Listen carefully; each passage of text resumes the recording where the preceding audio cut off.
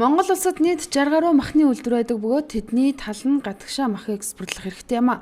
Гэвч Орос улбаноос бүгд найрамдах хятад ард улс гэсэн хоёрхан орн руу цөөн нэр төрлийн бага тооны мах нийлүүлэх боломж яригдж эхэлсэн нь сүүлийн жилүүдэд гараагүй дэвшилж цаашид энэ үйлдвэрүүд бизнесийнхээ үргэлжлэлийг тэлэх шаардлагатай болсныг Монголын үндэсний худалдаа ажилтны танхимын ерөнхийлөгч Лавж онцолж байна. Мөн тэрээр дэлхийд өрсөлдөхөөс хэмжээний махны экспорттой авахын тулд мах үйлдвэрлэгчдийн менежментийг ярьж тодорхойлон чухал гэж тайлбарлаа. Иймээс өнөөдөр мах экспортлох бизнес эрхэлдэг иргэдийн дунд махны экспортын төрийн бодлого хилцүүлгийг өрнүүлсэн юм а. Өнгөрсөн үйл малчид 100 талах сургаар малаа ядалж нийслэлийн махны нийлүүлэлт энэ хэрээр 3 дахин нэмэгдсэн. Мөн махны үн 4 дахин буурсан. Гэхдээ энэ бол байнга өрнөх тохиолдол биш.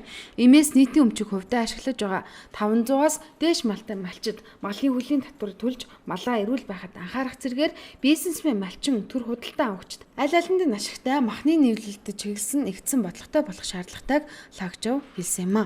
Бүгд хятад улс бол манай гол экспортын махыг хүлээж авч байгаа. Тэгээд тэдний бас шаардлага стандартыг хангасан тийм бүтээгдэхүүн гарах нь өөрөө асуудалтай. Энэ удаагийн хол бид нар бараг бүх төвшөндөө ярьж ээж нэг л тийм удаагийн л гарцсан байгаа маа. Тиймээс бид нар ингэж юмэг бол оромдож яваад хэрэггүй, яваанд бол тасардгүй гарах нь өөрсдөө. Жилдээ 85 сая тонн махны эргэлээтэй бүгд найрамдах хятад ард улс руу Монгол улс нэг жилд 300 орчим мянган тонн буюу урд түвшин жилийн эргэлээний 150% махыг экспортлохоор болсон. Хоёр улсын засгийн газар хооронд хийгдсэн гэрээний дагуу өнгөрсөн 2 дугаар сард Монгол улс анхудаа Говьалтай аймгийн Бургаснаа бомтоор 16 тонн махыг бүгд найрамдах хятад ард улс руу гаргасан юм а. Бургаснаа бомтод тэгш тоотой саруудад ажилладаг учраас махны экспортын нийлүүлэлт ударшсан.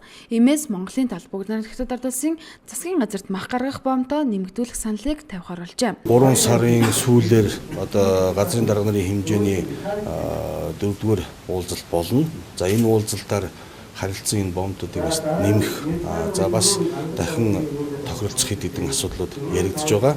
За энэ үед одоо хятадын талдаа бас санал болгох. Махан бүтээгдэхүүний боловсруулалтын түвшин одоо бага байна. За ер нь бол манайх жилийнхаа нийт махны хэрэглээний дөнгөжл 8%-ийг л одоо үйлдвэрлэлийн аргаар боловсруулдаг байна л да.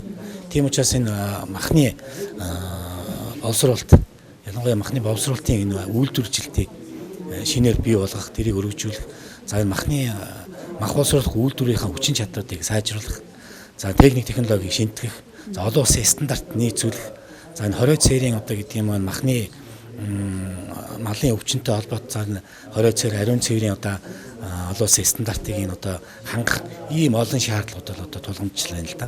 Өнгөрсөн онд өмнөд хөршөөс мэргэжлийн багирж Монголд ажиллаад баруун 5 аймаг болох Увс, Завхан, Хөвсгөл, Говьалтай, Баян-Онгор аймгийн малыг шүлхийн өвчнгөө эрүүл бүс хэмээн зарлаж зөвхөн Бургастан бомтоор экспорт хийхээр болсон байлаа.